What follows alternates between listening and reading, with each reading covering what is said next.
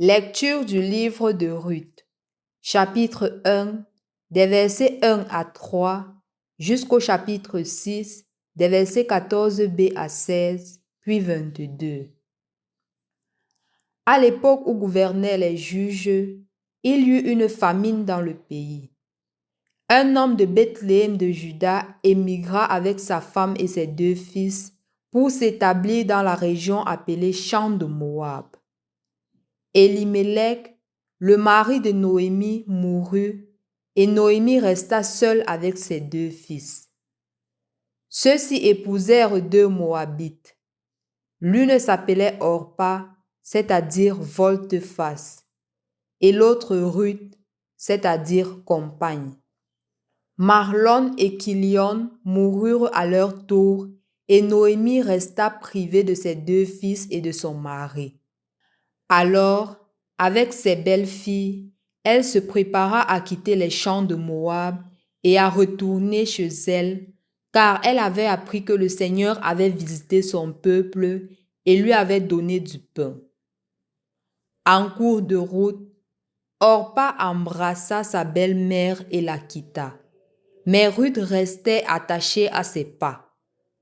Noémie lui dit: « Tu vois, ta belle-sœur est retournée vers son peuple et vers ses dieux. Retourne toi aussi comme ta belle-sœur. » Ruth lui répondit: « Ne me force pas à t'abandonner et à m'éloigner de toi, car où tu iras, j'irai. Où tu t'arrêteras, je m'arrêterai.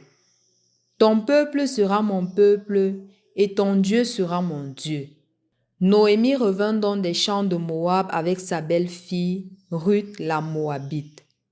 Elles arrivèrent à Bethléem au début de la moisson de l'orge. Au nom du Père et du Fils et du Saint-Esprit. Amen. Loué soit Jésus-Christ. Aujourd'hui, nous débutons le livre de Ruth et je vous invite à lire tout ce livre. Ce n'est que 4 chapitres, mais d'une profondeur inouïe parce que ce livre révèle plusieurs choses dans le rapport avec la famille, dans l'accueil à l'égard de l'étranger et le rappel du fait que nous sommes aussi tous des étrangers sur la terre et les conséquences d'une vie généreuse, les conséquences d'une vie de confiance. Et ainsi, Ruth devient pour nous aussi un modèle de courage, un modèle de confiance en Dieu, un modèle d'abandon. C'est pour cela que je t'invite à lire. Nous commençons aujourd'hui le premier chapitre, mais je t'invite à lire tous les 4 chapitres pour que tu puisses davantage savourer la beauté des merveilles de Dieu, de voir un peu comment est-ce que le plan de salut de Dieu se manifeste. En effet, dans la première lecture d'aujourd'hui, on voit un peu l'histoire de Ruth, non, avec Elimelech et sa femme Noémie qui se déplacent parce qu'il y avait la famine dans leur pays. Ils se déplacent dans un pays étranger avec leurs 2 enfants. Et étant là-bas, ils ont ce sens de l'accueil de l'étranger, ils ont ce sens de l'acceptation de l'étranger et ainsi ils permettent à leurs 2 enfants d'épouser 2 Moabites, parmi lesquels Ruth et Orpa. Je voudrais aujourd'hui tout simplement m'atteler sur ces 2 noms et qu'on voit les conséquences dans les lectures qui ont suivi et que vous avez écoutées. Orpa, comme vous l'avez remarqué, signifie volte-face. Ruth signifie compagne. Quand on dit d'une personne qu'elle est une compagne ou qu'il est mon compagnon, ce n'est pas d'abord dans un sens péjoratif. Le sens premier de cela voudrait impliquer celui qui est avec moi dans une situation concrète. Celui qui me suit dans le bonheur ou dans le malheur, dans les joies ou dans les difficultés, il est toujours avec moi. C'est mon compagnon, c'est ma compagne. En latin, c'est compane, celui qui partage mon pain, celui qui a ma confiance, celui qui a mon entière disponibilité, celui qui est prêt à mourir pour moi, c'est mon compagnon, c'est ma compagne. Ce n'est pas d'abord dans le sens péjoratif. Et de ce fait, chers frères et sœurs dans le Christ, Orpa signifie volte-face. Ce qui veut dire celui qui s'adapte à une situation. Donc une situation, dans une même situation, elle peut changer de position. Et ceci se voit justement et ça se vérifie à travers la situation qui s'est produite lorsque Noémie décide de rentrer dans son pays. Orpa embrasse Noémie et lui dit que non, je ne peux pas partir parce qu'elle a une volte-face.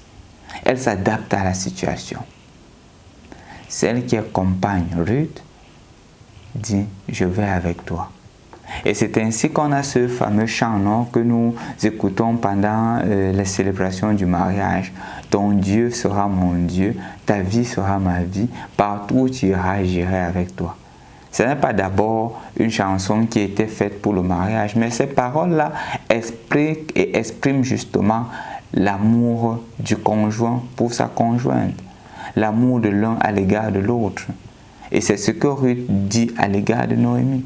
Elle décide de traverser les barrières de sa propre culture parce qu'elle croit que celui que Noémie suit, c'est Dieu. Et elle se met à la suite de Dieu. Elle accepte Noémie comme sa mère. Elle se met à suivre Noémie. Chers frères et sœurs dans le Christ, la question qui revient maintenant est celle de savoir, dans nos relations, sommes-nous des volte-face ou sommes-nous des compagnes, des compagnons? Est-ce que quand nous nous engageons à dire que nous sommes avec quelqu'un, quand nous nous engageons à dire que nous sommes à la suite du Christ, nous le sommes vraiment?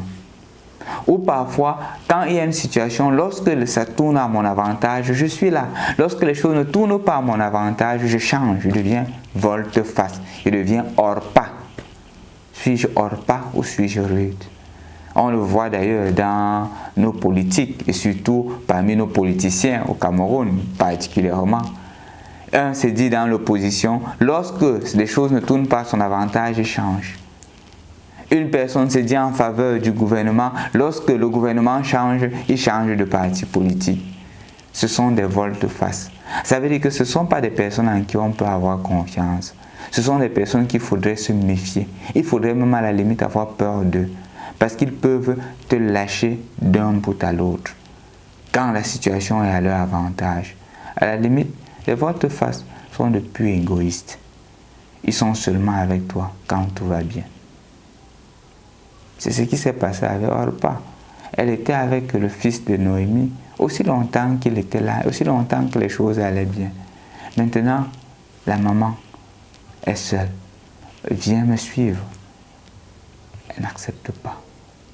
Elle n'accepte pas. Parce qu'elle voit le risque à courir, parce qu'elle voit les dangers. Soyez donc aujourd'hui, chers frères et sœurs dans le Christ, des Ruth, des personnes qui soient capables d'être avec toi, même si la situation ne tourne pas toujours bien. Pas parce que la personne suit une autre personne, mais parce que l'idéal que la personne suit est plus grand. Noémie a décidé de rentrer dans son pays parce que le Seigneur avait fait grâce. En d'autres termes, elle rentre parce qu'elle fait confiance au Seigneur. Et Ruth voit la confiance que Noémie a en son Dieu. Elle décide de la suivre. Ton Dieu sera mon Dieu, ta vie sera ma vie. Que les couples aient aussi le courage de le dire à l'égard de leur conjoint et de leur conjointe. Qu'ils aient le courage de ne pas se dire que la vie maritale c'est seulement quand tout va bien. Mais même dans les moments les plus difficiles, autrement nous sommes plus des Orpa que des Ruth. Au nom du Père et du Fils et du Saint-Esprit. Amen. Au nom du Père et du Fils et du Saint-Esprit. Amen.